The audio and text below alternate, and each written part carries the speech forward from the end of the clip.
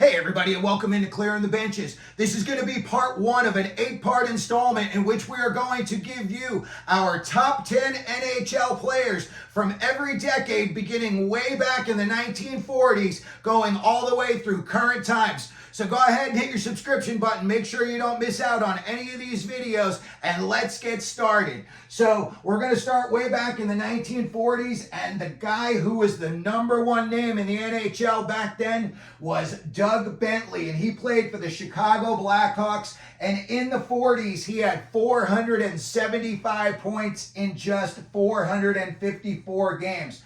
Before we go any further, I just wanted to go over a little list here, and it basically gives you the year and the amount of games that were being played during those years, so you can see when the NHL upped the amount of games. In 1940, all 6 teams were playing 48 games each, and it stayed that way until 1945 when they added 2 games and made it 50. It stayed that way until 1949 when they took a huge jump and they added 20 games per team, and now they're playing 70 games in a season. It stayed that way for 20 years, and in 1969, they upped the number of games to 76 games. In 1970, they added 2 more games, and now they're at 78. It stayed that way for 4 years, and then they added 2 more games to make it 80. And then during the 1992 and 1993 seasons, every team in the NHL played 84 games. And then they switched it back in 1994, and it went back to 82 games. So that's just a little indication of, like, as we're going through each decade, you have a better idea of how many games each guy was playing. So again, Doug Bentley was the #1 guy in the 1940s. And #2 guy was a guy from the Montreal Canadiens. The next 3 guys are all Montreal Canadiens. Elmer Locke. And he had 447 points in just 428 games. He won 2 cups with the Montreal Canadiens in 1944 and 1946. His teammate, Maurice the Rocket Richard, he had 414 points during the 1940s.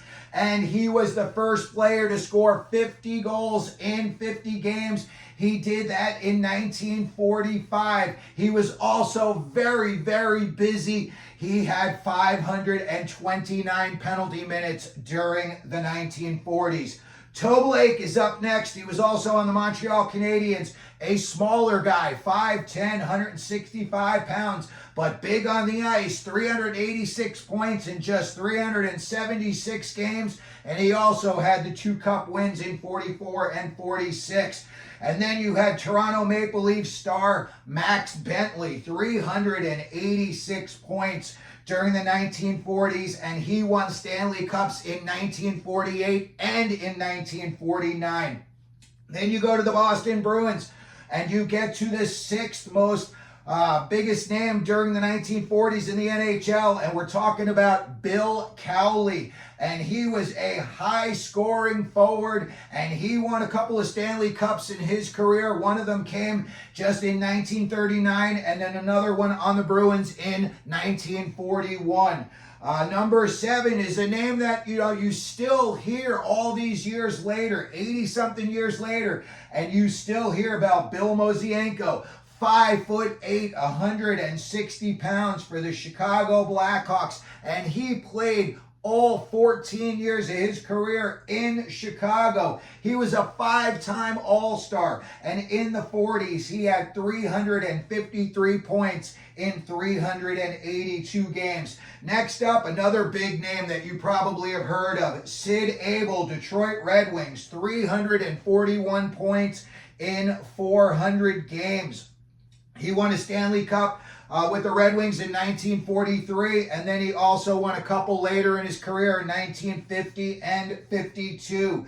He played the entire decade in Detroit. And then next up, #9, you've got New York Rangers and Montreal Canadiens star Phil Watson. He had 275 points in 375 games, but he won Stanley Cups in New York in 1940, and I believe it was Montreal in 1944. And then finally, the 10th player on our all-decade team from the 1940s is none other than one of the Hextalls, and I believe he was the granddaddy of them all, Brian Hextall of the New York Rangers, and he had 269 points in just 302 games during the 40s. Some other big names in the NHL at that time in the 40s that were not on our top 10 list. Milt Schmidt of the Boston Bruins. I believe, he only passed a few years ago, but up until then, he was at a lot of Bruins events, and he was very, very prominent in the community. Ted Lindsay was about to make his big name in the NHL, and in the 40s, he was just starting to scratch the surface. And then there was another guy, and he played for the Montreal Canadiens, and his name was Buddy O'Connor, and he won 2 cups with the Montreal Canadiens. So that's going to do it for our video today. This is our 1940s all-decade team. So let me know what you think down in the comments section. If you have any players that you think should be on this list, if you could, please hit the like button. Don't forget to subscribe. And as we always do here at Clearing the Benches, let them know you're out there.